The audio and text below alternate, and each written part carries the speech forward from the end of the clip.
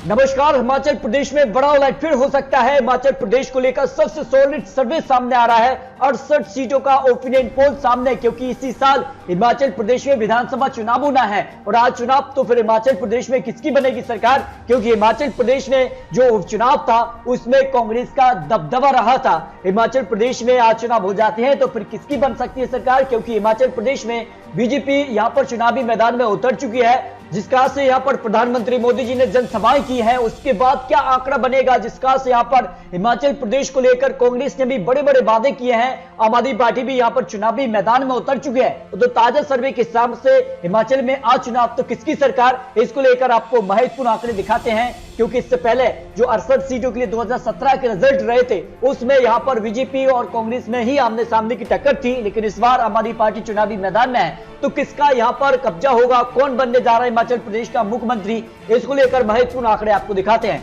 बात कर लेते हैं कुल्लू की 4 सीटों में से कांग्रेस 1, जबकि बीजेपी 3 सीटों पर कमल खिला सकती है। शिमला की 8 सीटों में कांग्रेस 5, जबकि बीजेपी यहां पर 3 सीटों पर जीत हासिल कर सकती है।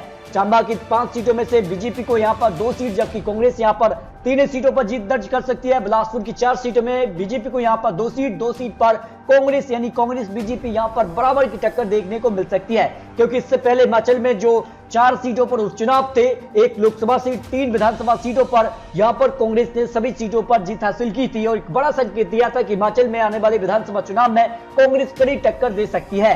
हमीरपुर की अगर बात की जाए तो 5 सीटों में से बीजेपी को यहां पर 3 सीट, जबकि कांग्रेस यहां पर 2 सीटों पर जीत हासिल कर सकती है। कांगड़ा की यहां पर 15 सीटों में से कांग्रेस को यहां पर 6 सीट, बीजेपी को यहां पर 9 सीटों पर जीत मिल सकती है, जो अनुमान यहां पर लगाया जा रहा है। किन्नौर की 1 सीट पर जो है बीजेपी को जीत मिल सकती है। स्पीति की 1 सीट पर जो है यहां पर भी बीजेपी कमल खिला सकती है, जो आंकड़ा यहां पर बन रहा है। मंडी की 10 सीटों की बात की जाए तो कांग्रेस को 3 सीटें, बीजेपी को यहां पर 7 विधानसभा सीटों पर जीत मिल सकती है। सिरमौर की 5 सीटों में से कांग्रेस को 2 सीट, बीजेपी यहां पर 3 सीटों पर जीत हासिल कर सकती है। सोलन की 5 सीटों में से कांग्रेस को यहां पर 4 सीट, जबकि बीजेपी यहां पर 1 सीट पर सिमट सकती है। ऊना की 5 सीटों में से कांग्रेस 2 सीट, बीजेपी को यहां पर 3 सीटों पर कमल खिला सकती है, जो आंकड़े यहां पर निकल कर आ रहे हैं। इस तरह से हिमाचल प्रदेश की सभी यहां पर जिलों के आंकड़ों के बाद हिमाचल के 68 सीटों में बीजेपी 40 सीटों पर कमल खिला सकती है, जबकि कांग्रेस 27 सीट, 1 सीट पर अन्य उम्मीदवार भी जीत सकता है।